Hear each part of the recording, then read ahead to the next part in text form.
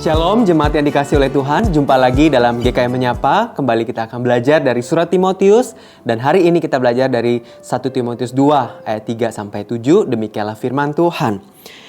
Itulah yang baik dan berkenan kepada Allah Juru Selamat kita, yang menghendaki supaya semua orang diselamatkan dan memperoleh pengetahuan akan kebenaran.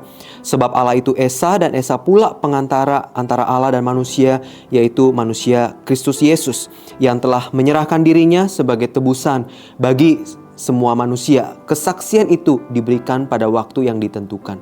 Untuk kesaksian itulah aku telah ditetapkan sebagai pemberita dan rasul yang kukatakan ini benar. Aku tidak berdusta, dan sebagai pengajar orang-orang bukan Yahudi dalam iman dan kebenaran. Saudara yang dikasih oleh Tuhan, satu kali saya mendengar sebuah diskusi yang kemudian mendiskusikan tentang apakah orang percaya perlu untuk kemudian mendoakan orang-orang yang belum percaya. Saudara, sayangnya saya tidak punya kesempatan pada waktu itu untuk memberikan argumentasi. Oleh karena itu saya menjawabnya di sini. Saudara, ada 5 hal yang perlu kita ketahui kenapa saudara dan saya perlu untuk kemudian mendoakan orang yang belum percaya. Saudara, yang pertama, kita perlu mendoakan orang yang belum percaya karena secara moral itu adalah baik. Saudara, bayangkan kalau orang-orang yang belum percaya itu kemudian diberi anugerah dan kemudian dia merasakan kasih Tuhan, tentu ada sukacita dan bahkan pengharapan di dalam kehidupannya. Dan yang kedua, saudara, hal ini sesuai dengan kehendak Allah, di mana Allah itu mau supaya semua manusia dari berbagai golongan, suku, bangsa kemudian datang percaya, menyembah, memuji Dia. Dan yang ketiga, saudara, karena hanya ada satu Tuhan, maka hanya ada satu jalan keselamatan, satu-satunya hanya melalui Yesus Kristus.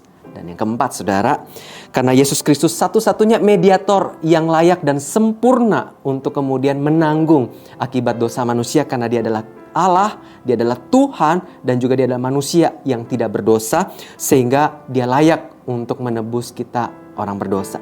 Dan kemudian yang kelima, saudara, karena Yesus Kristus telah mengorbankan dirinya di kayu salib, Dia mati, tapi tidak berhenti sampai di sana.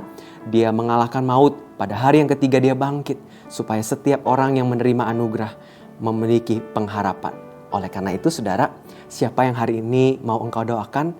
Saya mendorong saudara mendoakan 2 orang yang engkau dekat dengan orang itu dan engkau tahu dia belum percaya kepada Tuhan. Doakan dia sekarang juga. Tuhan Yesus memberkatimu.